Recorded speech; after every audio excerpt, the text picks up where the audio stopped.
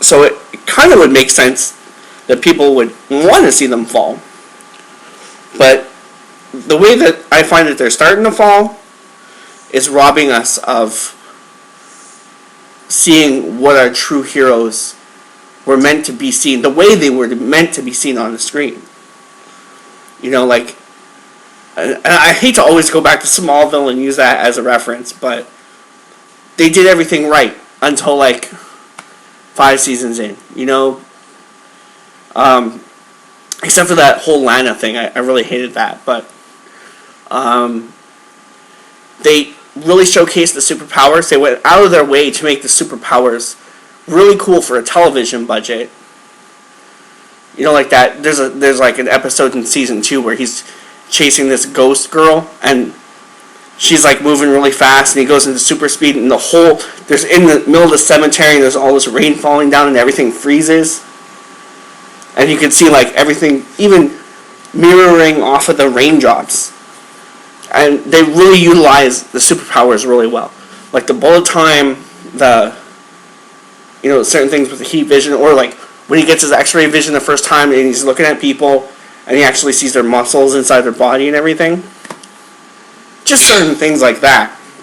They're like really, really well thought out. Like they really thought out how to showcase the superpowers. And even though I loved Superman Returns, the only shot we really get of that is the either the plane scene. Even then, like I found it didn't really utilize it, or like the scene with the Gatling gun and then the guy shoots him in the eyeball. Those are the only 2 times I think really felt like I was watching something spectacular. But with Henry Cavill, I have not yet once seen something that made me feel like he was Superman. No, because his way of making you feel like he's Superman is, we're going to have a fight in IHOP. Yeah. We're going to have breakfast at IHOP with Zod. And it's really fast, and you don't see anything. And, like, how cool would it have been if, like, they slowed everything down in bullet time, and Superman is saving people at the same time as they're duking it out, and they're both super, super fast, and everyone else is still, because, you know, they're just so fast. Even, like, Doomsday, Doomsday should have been, like, the speed of light, you know? He should have been, that city should have been destroyed before Superman even got to him. But no, we get to him. It's common sense, I guess. Yeah. And it's just, I know people are going to say, well, you can't compare it to the past, you can't compare it to Christopher Reeve. Damn, I don't. I mean, people believe in the Superman. What is to believe in? Just please answer down below. If you love the Superman so much, then why should I believe in him? Why should I invest in the Superman? That's it.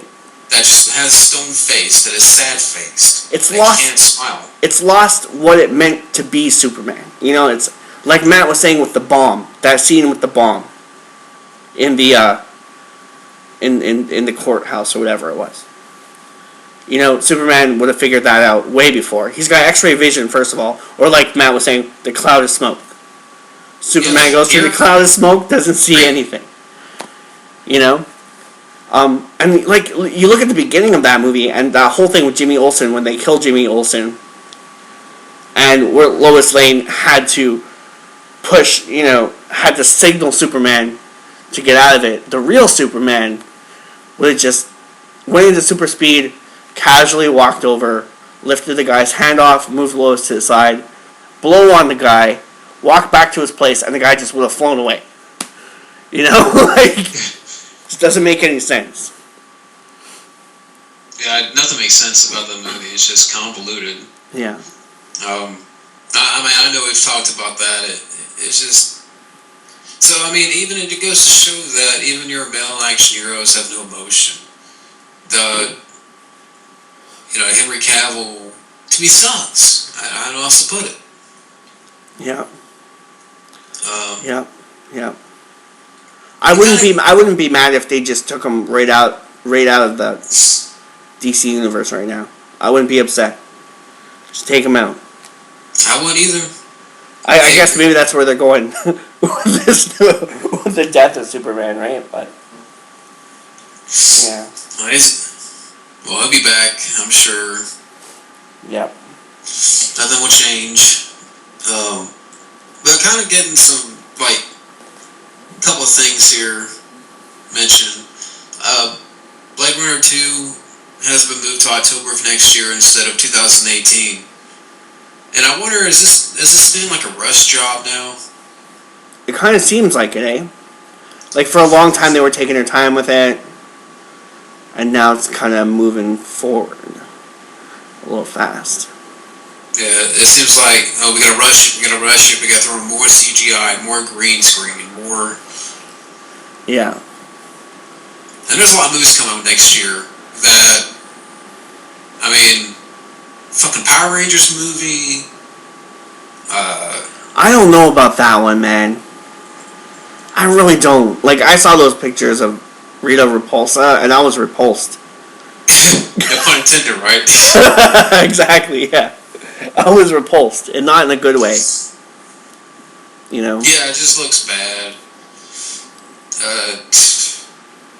I mean, there's movies, Guardians 2 comes out next year, Power Rangers comes out next year, I forgot what comes out next year. I kind of want to see Guardians 2 just because Sly.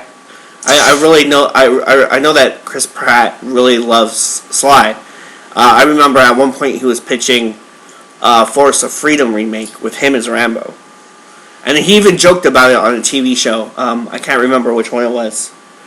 But he joked about, they said, you know what would your dream project be? And he's like, Force of Freedom remake with me as Rambo. Yeah, I hope that he's in it. I mean, I know that I think at this point it's still a rumor. Well, apparently he's, they've seen him on set in costume. I read a couple of things, and they're saying that he could either be, that his suit looked very Dredd-esque, and they think he's like a henchman of one of the bad guys. Honestly, I'd rather see him as Dredd. I'd rather see him make a Dredd cameo. If they could get the rights to that from Marvel and pull that off, you know, for like, not Marvel, DC, sorry, with Vertigo. If they could get those Vertigo rights and do that, or maybe from 10,000 AD, I think that would be great. Yeah, I mean, I look forward to it. I know Kurt Russell's in it. He's supposed to play Star-Lord's dad. So it's looking to be a fun sequel, and that's probably the only film to look forward to next year. Yeah. And for Superman, you know, they're going to bring him back from the dead with being bald and in a white suit instead of the black suit and having long hair. Who's that? Henry Cavill. Henry Cavill's gonna come back as Zordon in a Power Rangers movie. Yeah. Or some, I don't know, some shit like that. You're going to have to call him Hard-On. Yeah. Have you heard about this TV show with Mel Gibson and Kurt Russell? Yeah, it's like a Western or something like that. Yeah. It's like a period Gibson, piece. I think's producing, and Kurt Russell starring. Mm-hmm. That looks cool. Should be interesting. I heard about that. But also, I know I mentioned to you before, but Robert Downey Jr. is in Spider-Man: Homecoming, and yeah. So I guess he doesn't die. I'm guessing he's not going to die in the movie. I guess he's still living. And I know also too, for those who didn't know, Michael Keaton has dropped out of the being a candidate for a villain, so he's out. Mm-hmm. Didn't say why, but yeah, I mean, it wasn't tactical enough for him. It probably is. He's like, the suit's not black enough. I want to make it black with bat nipples and a cock piece. Speaking about Keaton, I did see a trailer for a film called The Founder, which he plays the founder of McDonald's. Yeah, saw something like that. Looks interesting. So I mean, you know, Michael Keaton's on a roll right now, and he doesn't need Spider-Man. Are they gonna have the old, scary-looking Ronald McDonald the Clown with the cup nose and the terrifying Ronald McDonald? They didn't show that. I mean, it's kind of like a drama. Oh. But it looks interesting. I mean... These fries will never go bad. Nah. Oh, man. I'd rather see fucking Michael Keaton do Multiplicity 2 than a Spider-Man movie. Yeah. I don't know. I'm along with that. Keaton. And Beetlejuice, that's coming. Too. I know they're still working on that. Which could be reality. Bill and Ted 3 is coming, close to happening, but they kind of going back to the superhero thing, and it's kind of and we were talking about this beforehand. I want to throw out a question to Matt and for those listening out there. And I know they've talked about this recently. Is superhero fatigue upon us? And I know I've asked this question before in a previous video regarding the fans and the critics, but I wanted to kind of amplify on that question, talk more about it. And do you think that this is a thing that's inevitable? Do you think the superhero genre is wearing out? It's running out of steam? Do you think fatigue is upon us? I think so. Because you started looking at the two big competitors, Star Wars and Marvel movies, right? I'm losing you a little bit. Oh, sorry. Like Marvel movies, for example, are like really big, right? And Star Wars is the other big one. And now that we know that there's pretty much going to be a Marvel movie almost every year, and a Star Wars movie every year, sooner or later, everyone's going to start, not buying the tickets anymore. You know what I mean? It's going to die down, right? I think we're going to need to get out of that funk. We're going to start needing to see small directors, unknown directors, who will just come in and do something really cool.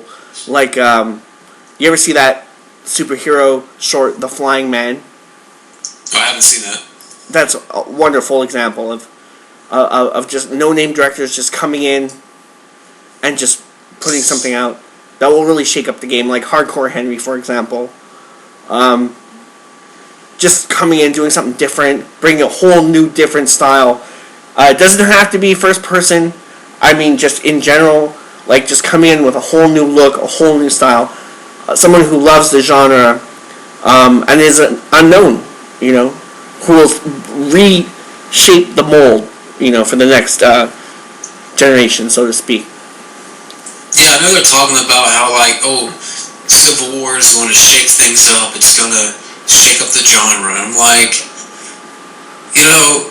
I'm not saying Civil War is going to suck and it's going to be bad, but at the same time, I mean, it's another Marvel movie, and there's been Marvel movies I like, but at the same time, I am getting that fatigue from the superhero genre. Yeah. I know that they're planning on doing this for another probably 12, 13 years or something like that. I could be wrong. Mm-hmm. But I believe, and this is just me, my perspective, there is a oversaturation with the superhero genre. Yeah. Definitely. I mean, people may say, well, that's not a bad thing. And yes, there's been comic book films I've liked in the past 5 years. Ant-Man, Guardians of the Galaxy, Avengers 2, which I know I'm alone on. I liked Avengers 2. Yeah, I mean... But, I didn't like it, but I liked it. I thought that there was certain things about it that were kind of... I don't think they should have been in the movie, But I guess, it's hard to say. It's like I went to see that, and I went to see, Mad Max,